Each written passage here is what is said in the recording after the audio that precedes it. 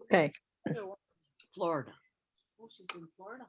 Good evening, everyone. Thanks for joining tonight's call.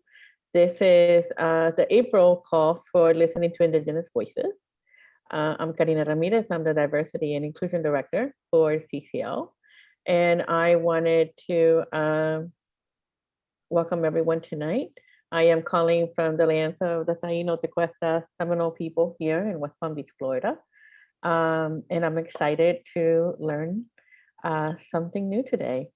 This is the fourth installment of Listening to Indigenous Voices. And this team is being led by Kathy Mathis. Kathy. Thank you. My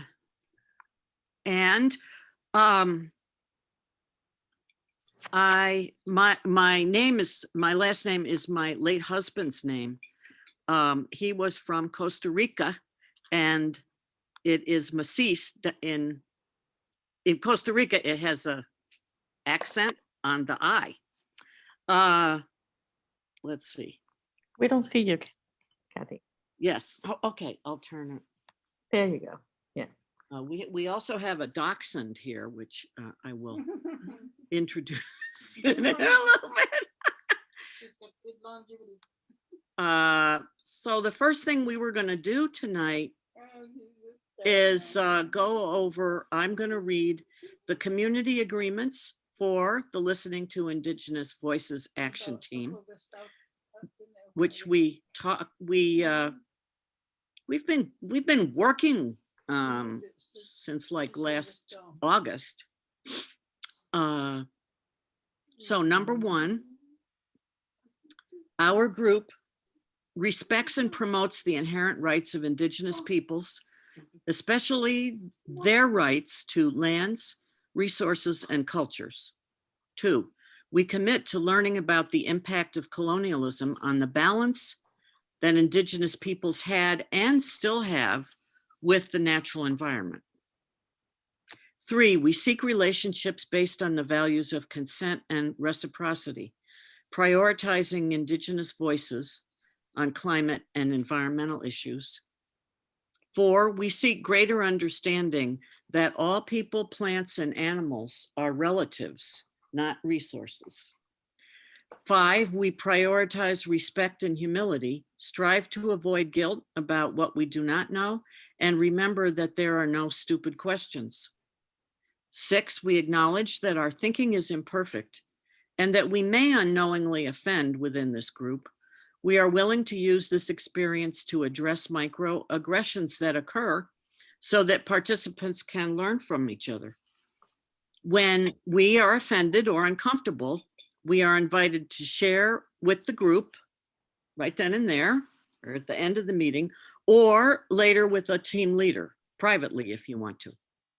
7, non-Indigenous members are responsible for their own work and don't expect the Indigenous to take on this role. This is learning for me. 8, CCL respects everyone, regardless of race, culture, gender, and sexual identity. And we do in this group as well. 9, we agree to respect confidentiality in this group. We will avoid sharing personal information without asking for permission in advance. So, yeah, if we were gonna tell anybody what people talked about at this, anything personal at this group meeting, we would ask them for permission to do that. 10, the last one, we know that we will make mistakes, but we'll continue to love one another as we work together to create a more livable world. Thank you to everybody who worked on this, including Karina and Tamara, and I don't know if anybody else is on the call, but thanks to everybody. And these came from the speaker that who's Navajo, who was, you can hear her talk in September, CCL speaker, and the United Nations Declaration on the Rights of Indigenous Peoples. And so we have, I guess it would be probably good to go ahead and get started. I told Kelly 6:20, but we have a couple more people here who are willing to give their opinions too. So let's I'll introduce my friend Kellie Webb. We used to work, we were colleagues when I worked for the Indian Health Service, and she worked for Union of the Tribes, Eastern Shoshone and Northern Arapaho, which are on the Wind River Reservation. And then the two recovery programs became each tribe doing their own thing. And Kellie became a clinical director at Eastern Shoshone. And Kellie, I look up to you, Kellie. Kellie is like, wellness wise, she is creative and intuitive, and also she watches what's going on. What's the word for that? She pays attention. Pardon? Nosy? Yeah, okay, the right kind. And she has done wonderful things. Observant, yeah, that's it, observant. She's done wonderful things. I mean, I used to hear stories in a confidential way about people who got better and got their lives back from drug and alcohol addiction. And it's just, it's uplifting. So should we just go ahead? Does anybody have, I was gonna have questions in about 20 minutes.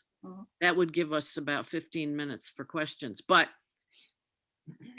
if somebody wants to ask Karina, we could, Kellie, we might be able to interrupt, like, would you talk more about this? Or yeah. So thank you so much, Kellie. This is really wonderful. I told Kellie a little bit about Citizens Climate Lobby, but I told her she didn't have to talk about about climate or anything like that. Okay. All right. Well, thank you. That was a very nice introduction, Kathy. I appreciate that. I've always thought of you as a mentor for myself, so I appreciate that. And I'm definitely an open invite to my Northern Cheyenne relatives to also speak to anything that about culture and so forth for Indigenous people. So a little bit about myself. I have my tribal blood is from two nations, the Eastern Shoshone, and my mother was enrolled here on the Wind River as Eastern Shoshone. And then I also have Cowlitz tribal blood, and that is from my grandfather. And the Cowlitz people are in Washington, near Kelso, Washington. And so when you were talking about the salmon in Alaska, the Cowlitz people depend on the salmon as well, and are fishermen. In fact, I remember my grandfather, he was an amazing fisherman, actually. So I understand, so that's in my blood as well. And so I'm also Scottish on my father's side. My father is a man of Scottish descent. And my tribal blood comes from, I would guess, to put it in a nice way, from Chemawa boarding school. My grandparents met each other in Chemawa in the early 1900s. My grandfather was born in 1910, my grandmother in 1916. So they were early 1900s, probably around 1920s or so, that they met each other at Chamawa boarding school. And my grandfather said he met this beautiful Shoshone girl and decided he would follow her anywhere, even to Wyoming. So he did. He followed her here, and they raised my mother and her 5 siblings. So I was born here on the Wind River. My mother and but I grew up in the border town of Riverton. And Riverton is, like Davis was saying, Lander is also a border town. Riverton is actually on the extended boundaries of the reservation. It was reclamation land, so reclaimed land after the allotment acts. So I grew up in Riverton, went to school there. So, and then went away to college, came back. My degree was in history, which has very little to do with my training in substance use field, but I learned on the job. So, and like Kathy said, I met Kathy back in the 1900s, 1990s, I guess. And I've been working for the tribes off and on for 27 years now. Most recently, like she said, the programs, so how programs work, there are 638 contracts through Indian Health Service. And early on, the tribes had 638 contracts in their alcohol programs and in their tribal health programs. And then the Northern Arapaho people that split, and the tribal program split. And so Northern Arapaho has a program called White Buffalo, and they operate in the Arapaho area. And then Eastern Shoshone Recovery is up here at Fort Washakie. And so I can see the Wind River Range right outside my window every day. The building that we're in faces the mountain range, and so every day I get a look at the mountains, and it is really beautiful up here. I love Wyoming. I love the Wind Rivers. So they're powerful mountains, really powerful mountains. So I think when we look at, when I think about it, people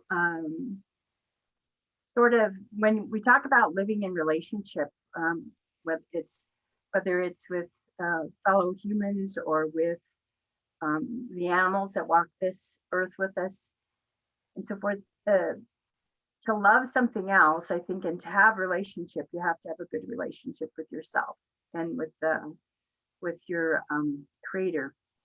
And I think that's how recovery fits in, and wellness fits in, is if we're not well, if we're abusing ourselves, it's very difficult to not have that fall over or roll over into our relationship with earth and other things. So, and then, and then preservation of all things, even preservation of language, preservation of our ways, whether they be cultural or whether people have adopted, other ways.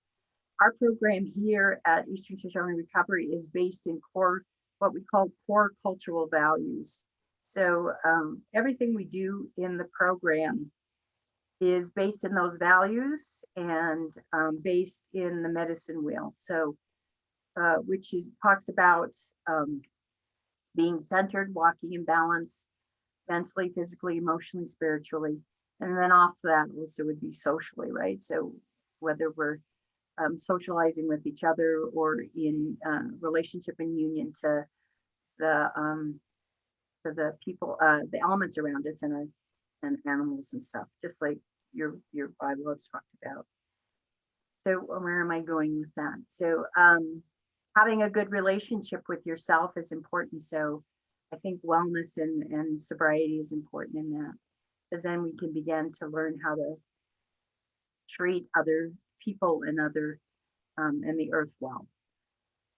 We have At our facility, we have a sweat lodge that we utilize. It's right here on our campus, if you will. We call it a campus now because we're nice. And we have 3 acres that we've been able to expand onto. So those, I guess, and I apologize if I'm skipping around, but it's just free thought right now. I didn't prepare very well. But so our core cultural values are relationship, reciprocity, respect, and of course the 4th one I'm gonna forget about. Reciprocity, respect, relationship, and it'll come to me. I apologize for that. But what those values are is that we have to center ourselves around what's important in community and how we fit in our community and how we fit in our world. So, so that's why recovery is part of that. I guess. I don't know what more to explain or to talk about, Kathy. What kind of avenue do you want this going towards? Or what it's like to be native in Wyoming was this kind of wide open question. And yeah, you In the red state. in a Yeah. red, yeah, in a red state, being red in a red state. Okay. yes, Wyoming is an extremely red state. And I am not a red state kind of person. I'm not affiliated with the Republican Party, I guess I would say. Kelly, I forgot. I did, when I wrote to you, I did emphasize that we're nonpartisan. And so Well, I but, am partisan. okay, you can be, yes, excuse me. It is difficult. I guess, well, let me see, let me put it this way. My values do not align with the political climate in Wyoming. I guess I'll put it that way. Although I think those people who are affiliated in concern for environment, concern for people, and concern for social programs are very passionate people here. When you find people who are like-minded, they are very passionate about how they live their lives and how important that is. The reservation is much more, if we're using colors, much more blue than it is red. And therefore, often our representatives are more community minded as opposed to individual right minded. I'm trying to balance that for you, Kathy, but so it wasn't easy. It's not easy growing up in a border town.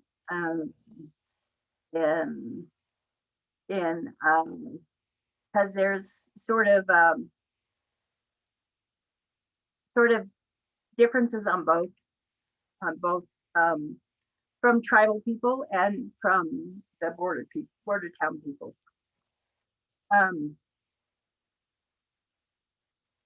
I think one characteristic I got from that was just being driven. So some people would have called it competitive, and I'm probably still competitive to this day. I did this training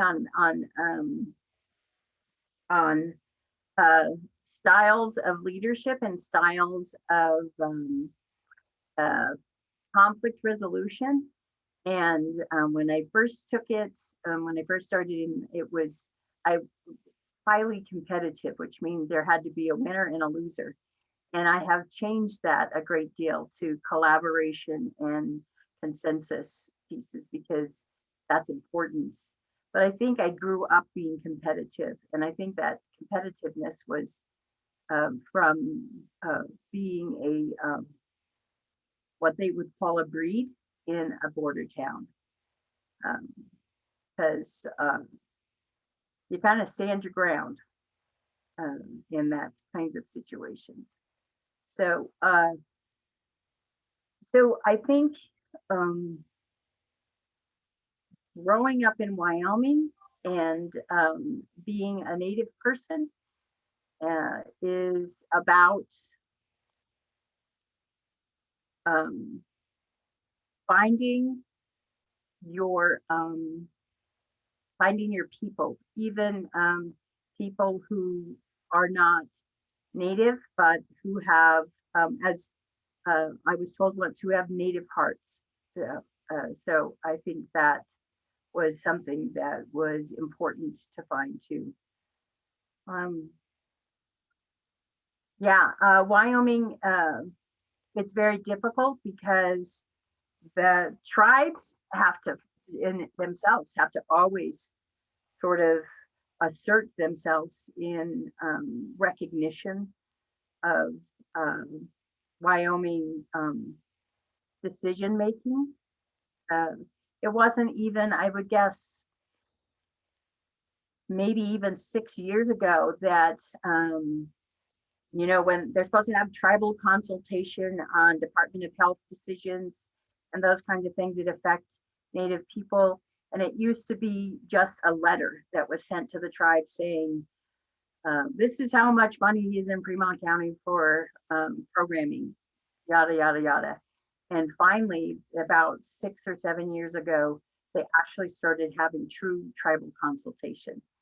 And now there are 2 meetings a year where both tribes meet with the Department of Health and discuss programming, funding in the state level, and needs of tribal people. So that has been interesting. And I think the more that the state would do that, would open up to diversity of thought and diversity of input, they're going to benefit the most. The state will, because they have consensus then, or they have a collaboration, where before it wasn't that way. I mean, you can go outside of Fremont County. Well, you don't have to go outside of Fremont County. You can go anywhere, and there's still racial comments to people. Even probably more in the last 4 years. That sort of climate, it really became more outward, and it got, yeah. So it's not been easy in the last 4 years, but you just stand your ground, I think.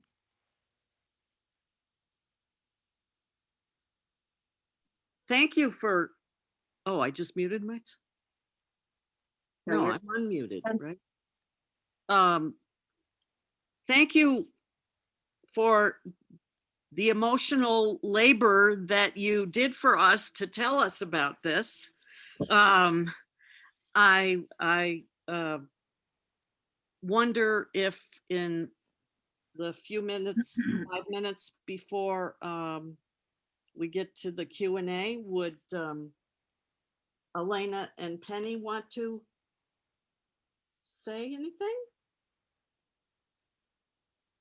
Well, one thing is the relationship between Northern Cheyenne Tribe and the tribes in, you have relationships with the Arapaho Tribe. Mm-hmm.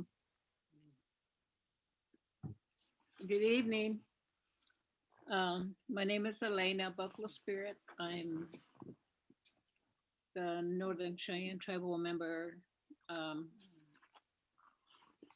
I was raised along the Tongue River, which is in the southeastern Montana and Northern Cheyenne homelands. And we were really, they were proposing to impact our homelands with a major strip mine and a railroad just across the river from my family's homeland. And so me and my little Coco here, can you see Coco? No.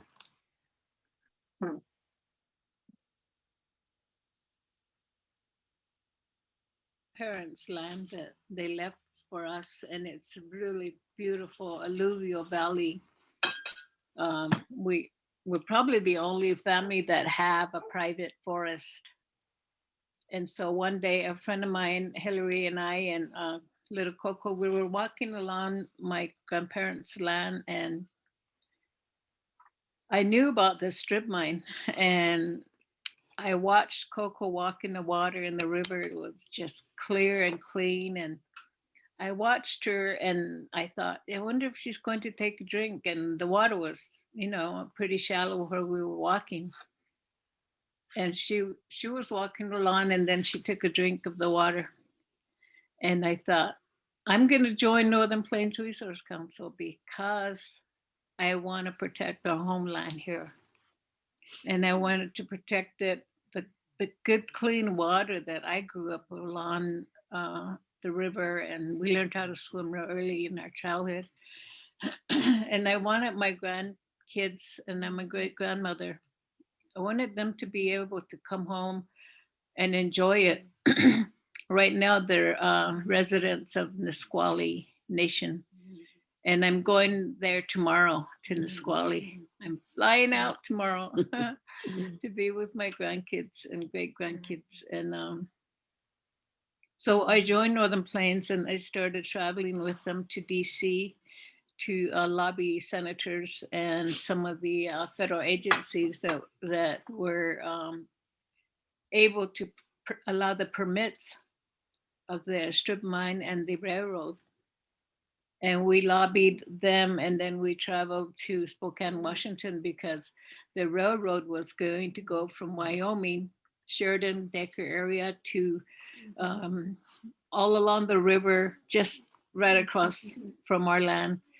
And we would have heard the trains day and night. And what I did not like was the man camps in North Dakota did a lot of damage to our children and women. And I thought, I don't want that to happen here with our young ladies, our beautiful children. That's why I stood up and started speaking and lobbying. And we went to Spokane, Washington, and testified on behalf of the Washington tribes that were going to get affected, like Lummi Nation, Spokane, Coeur d'Alene, all those tribes along there, because the railroad was going to carry this coal right across Lummi burial grounds, traditional salmon fishing areas, and it was going to destroy their fishing areas. And then it was going to go to ports in Longview, Washington, and be shipped to, they would not say where, but we knew it was to Asia somewhere, China. And so that's how I got involved with Northern Plains Resource Council. And that's how Kathy and I met, working for the Montana, Wyoming tribal leaders. Well, we won. Yeah, The Lummi and the Northern Cheyenne. Yeah, we won. Yeah, the permit was denied. It was denied, and the coal company went bankrupt. Yeah. Yeah. And one thing I want to share is that one of my brothers, rest his soul, who passed in November, was a ceremonial man. And the Lummi Nation brought a totem pole. And we met the white ranchers across the river. And we had, it was cowboys and Indians, sat down on the ground and shared bread. But my brother, who was the Sundance instructor, sat down on the ground and smoked his pipe, his sacred pipe.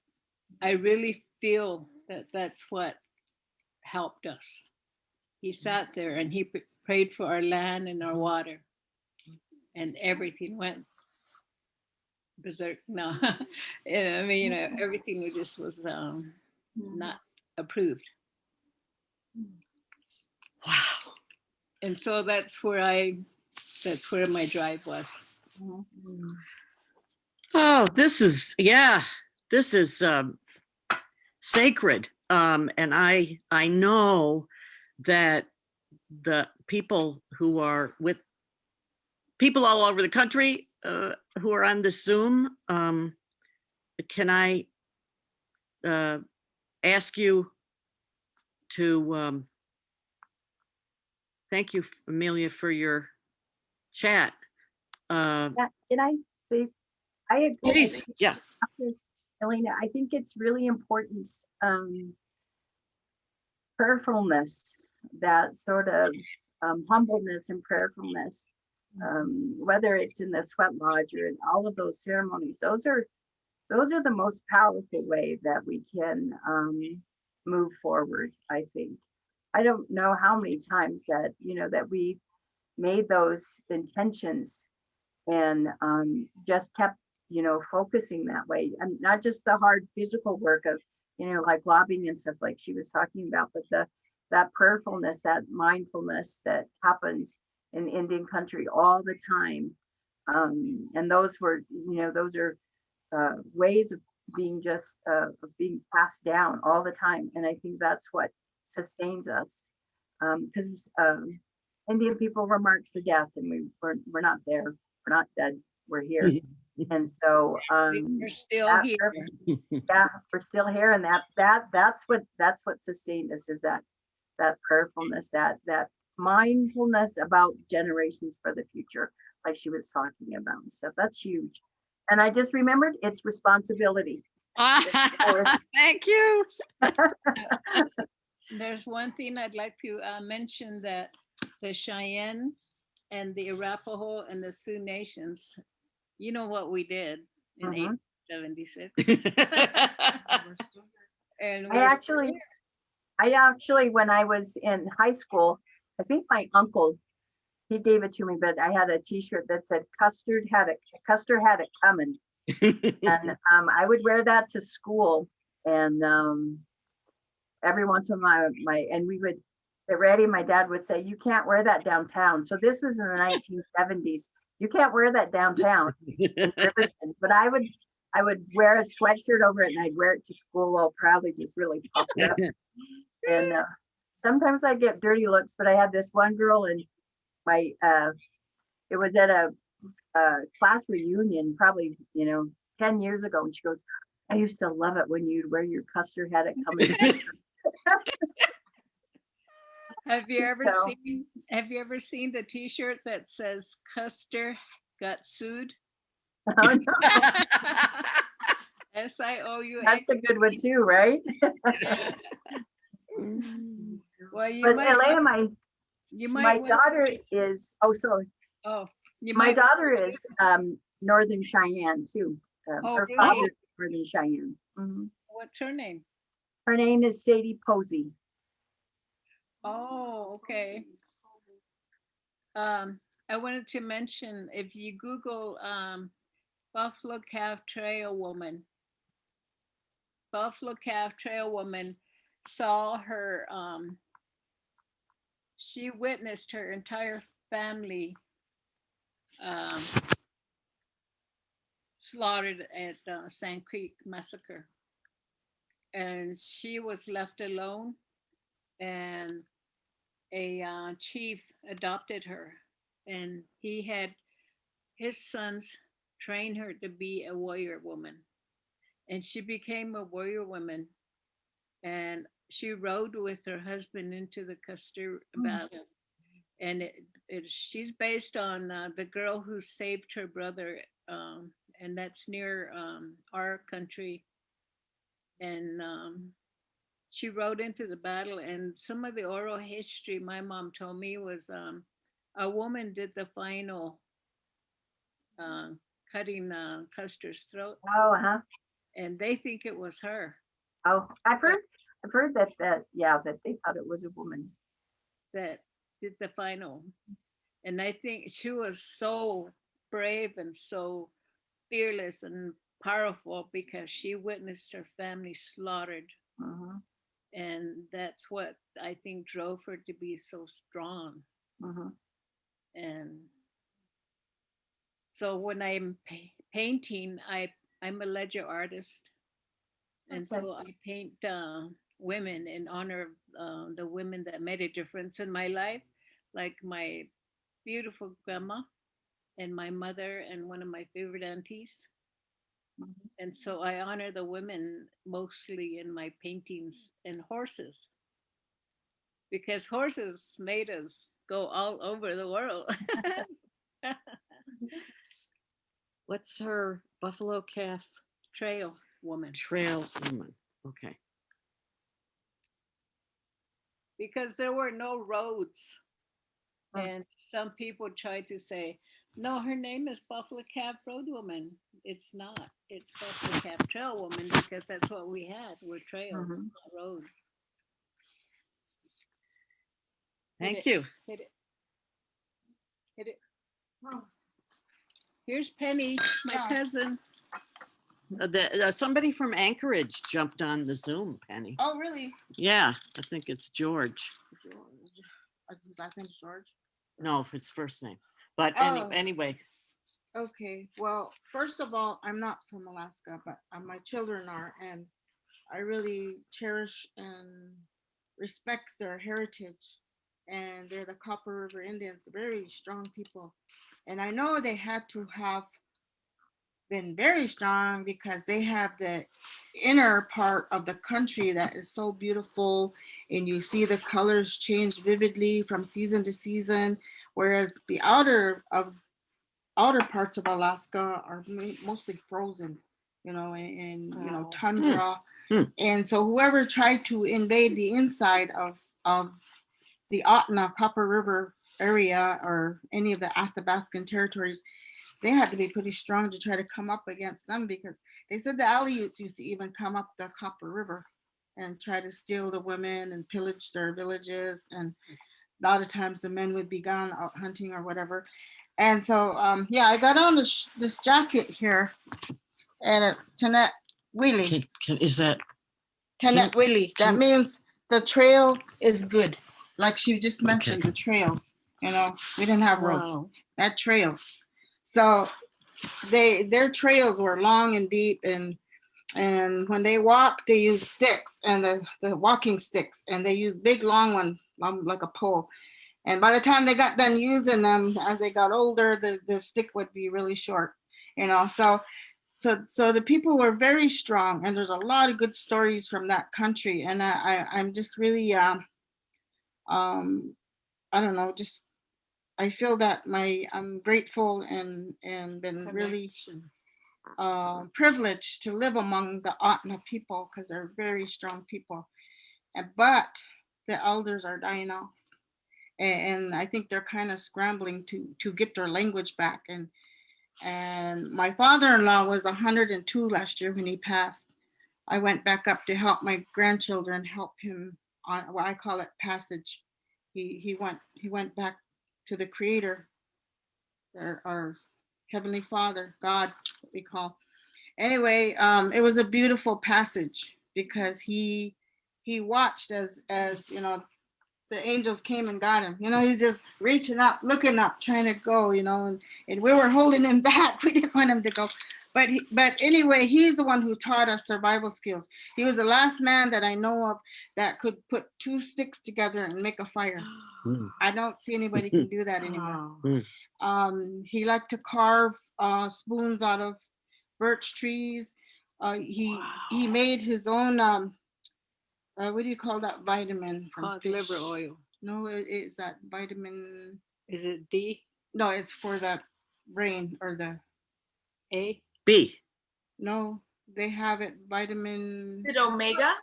Yeah, omega 3. Yeah. Yeah. See, that's why we need that. You want the contest. You must be drinking that stuff. But that's what he made. He would boil about 30 fish in a big one of those big galvanized tubs. Fish Heads. Yeah, fish heads only.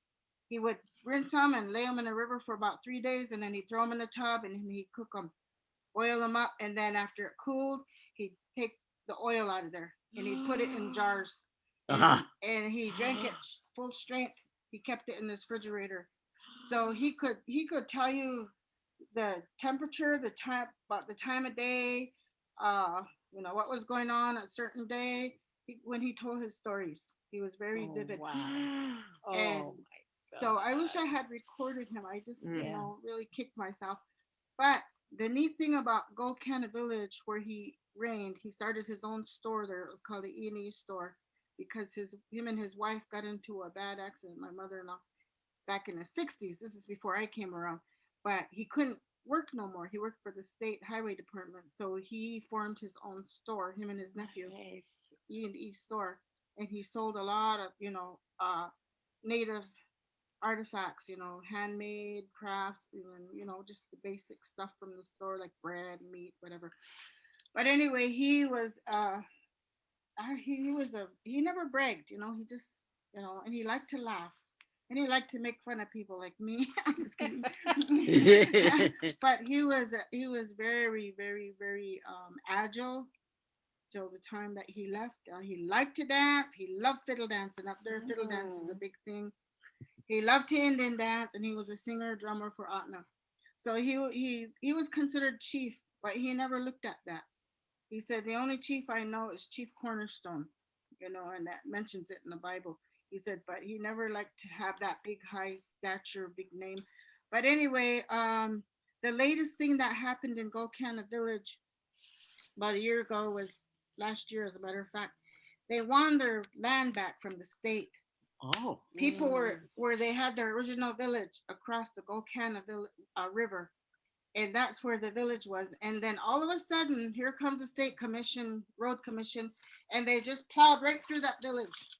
And they just, you know, and even my father-in-law said that a boulder went down in his tent. And he said he was even injured. But there's a 90-some-year-old man used to have to walk up that big high, where they built up the road, because they cut the village right in half. Oh. Yeah. So the old man would have to walk all the way up. His cabin was on the other side. So he had to go up and down just to see the rest of the village daily if he wanted to. But they really did an injustice there by building that road right through their village. You know, they don't care if it was a village. So now, last year, they had a big ceremony with the governor there, and they won the land back. So there's no more people, you know, messing up the road for fishing and whatever they were doing, boating, and you know, there was a lot of trespass. But now they got their land back. So that's a big victory on the Golcana Village, Atna people's behalf. And it was awesome. Yeah. You were there. So Thank you. Well, I was working that day. I wish I was. But anyway, that's Alaska. I feel like I really don't have the right to tell all of this, but I'm excited for my children and my grandchildren up there. Yeah, it's a big victory for them. Yeah, even the pipeline went through there, but they won their land back. Yeah. Thank you. Thank you. Thank you. Penny just got back on a plane yesterday Alaska. from Alaska. She started out in Alaska the day before and then stayed with family outside Seattle and then got on a plane and came here and then out to Northern Cheyenne, which is a couple-hour drive, and now they're back to take Elena to she's going to airport. And you know what, Karina, Indian time does not work with 1 hour Zoom calls, does it? I come from a Latino family. We don't work with times either. Yeah. So certainly anybody, what time is it? Is 8:52 Eastern. Yeah. I mean, and anybody who needs to leave at 7 anyway, in 8 minutes, please, maybe you could just say goodbye in the chat. But I think it would be good to let everybody have a chance to speak. There's like 6 other people here. So Amelia is the first person on my. Amelia, do you want to say anything or ask anything?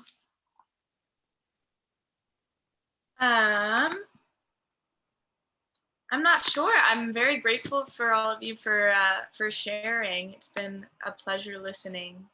I've been Minorly involved with the Chinook people here in Washington State regarding their fight for federal recognition. So they've had state recognition for a long time, but federal recognition they haven't had. So I've been a little involved in that, but I'd like to get more involved in Indigenous rights. It's so incredibly important. So thank you all for being here. Thank you. Davis.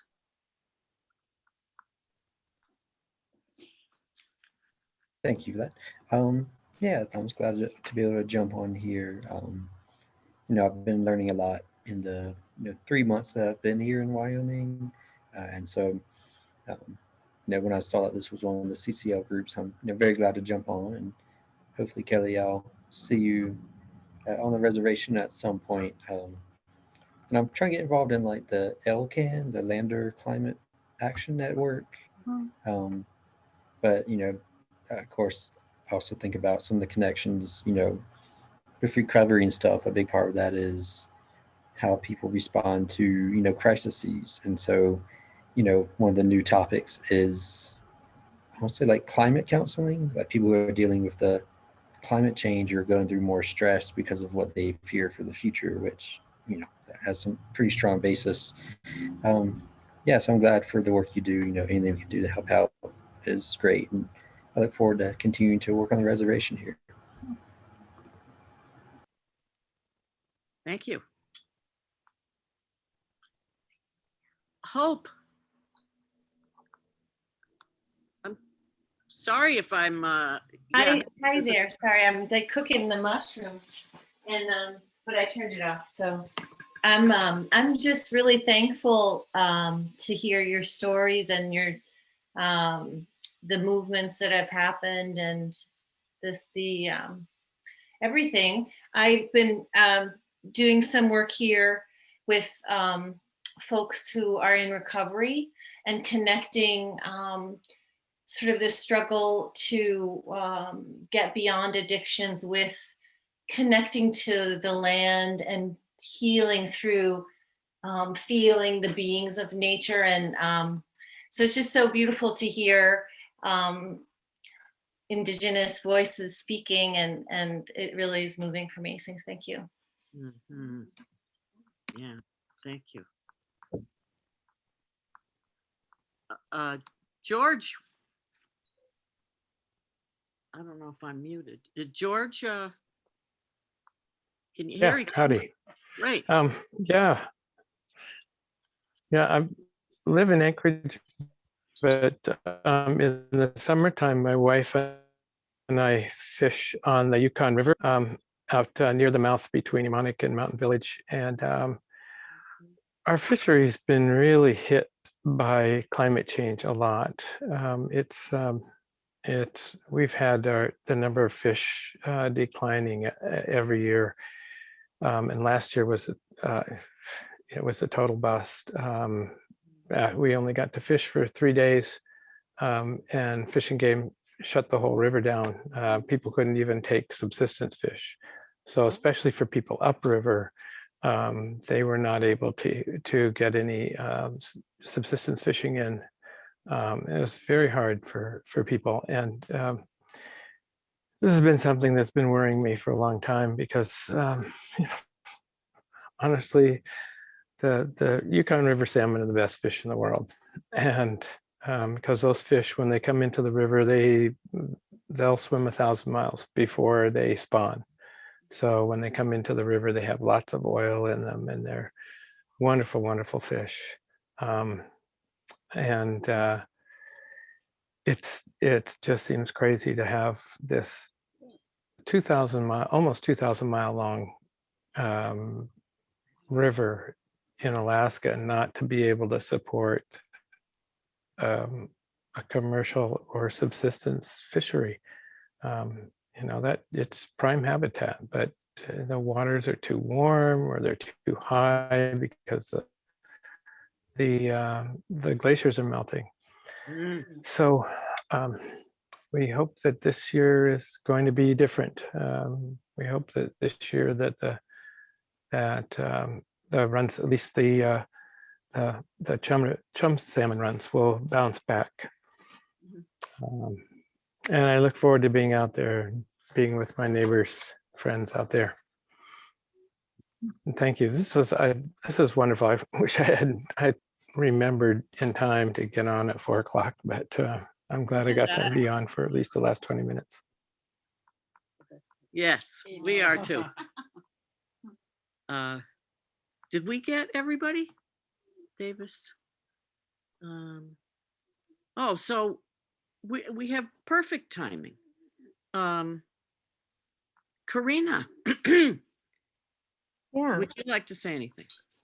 So I think I'm gonna just, offer my thanks to everyone that has shared their stories today. This group was created with this particular activity in mind, to hear the voices and listen to the stories of members of the different Indigenous communities. So it's wonderful to be able to join the team every month and learn something new. I did have a question for Kellie, and I think I asked this in a previous conversation, which is just, what is the best way that anyone can support you? Someone that is outside of your community, like, how would you best want to be supported? Wow. I guess my first thought, thank you. My first thought is like when Alina and I were talking, it is those prayers, that sort of realizing that we are in relationship, whether it's by Zoom or however, but we all live in relationship. That's the basis of it, of course, right? And so there's a meditation that says all our prayers help everyone. So that's the ultimate, right? Praying for each other and including everybody in those prayers. And I guess just doing whatever our part is in each part of the world that we exist is always going to lend itself to the benefit of the whole. I just extend the invitation, if anybody is ever in Wyoming, make sure you stay off I-80 and come up to the area of the state that is truly beautiful and not so windy. Anytime you're close or near the Wind River, please come in and have a cup of coffee with us and enjoy our company. So thank you for that consideration. I appreciate that. Thank you. Thank you. Thank you. I have a gift for, can you see it? This is a bowl handmade by my next door neighbor who's not Indigenous. Yes, it's I'm not sure which wood, because now I don't remember it. And then the ladies here, I guess, so there's one for you, and I happen to have these for gifts. They're my neighbor next door. So I'm gonna mail this to you. I'll need your home address, Kellie. And Beautiful. Thank you. thank you for I know you're courageous and jumping in and just talking honestly and personally with us. It's such a gift. Thank you. Oh, thank you. I appreciate listening to my rattling. And Elaine, I should have told you, my daughter Sadie's grandmother is Rose Red Cherries. Yeah, Rosie Posey. Yes. Rosie Posey was my stepdad's sister. Oh, okay. Yeah. Rock Red Cherries. Her maiden name was Red Cherries. All right. Yes, that's Sadie's grandma. Makes us family. There you go. He Rock Adolph Red Cherry. He didn't like his name Adolph. Oh, yes. He liked to be called Rock. He was a Golden Glove champ at one time. Yes. So they named him Rock. So he was in the Korean War, and he was married to my mother, Carol Red Cherries. Oh, okay. She was originally Carol He was a Revere, chief. who was Arapaho. Her dad was Otto Revere from Ethel. Okay. I know Revere. Sure. Mhm. Rock But- was a chief. Rock was a chief as well, Yes. but you know, he Yes. wasn't proud or carried that, you know, title like, Mhm. you know, like he was very humble. Mhm. And he died, they both died 2017. Yes, they did. Yep. 2 months apart, and yeah. So anyway, He- we're all related somehow. Yes, we are. He gave Sadie her Cheyenne name, Plume. What is it? Her Cheyenne name is Plume. Oh. So yeah, well, I guess we'll come and see you then. Yes, too. Yes, and We like to go soak in Thermopolis. Yes, indeed, right? That's a wonderful soap.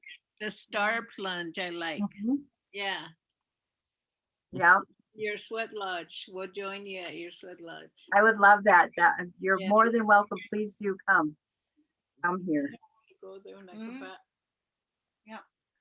okay, and we'll bring some of these CCL people when we're all traveling again. Everybody's welcome, sure. All right. Th- Thank you. Thank you, Karina, for making this happen. Mhm. And I'll tell you where to. next month is the fourth Monday. We'll see you all again, hopefully. CCL. So good night. Good night. Good night. Thank you so much, everyone. Mhm. We'll see you Bye. next time. See ya. Take care. Wonderful to meet everyone. You ladies Likewise. do You the have a good night. princess wave. No, you do the princess wave. Other princess wave. Okay.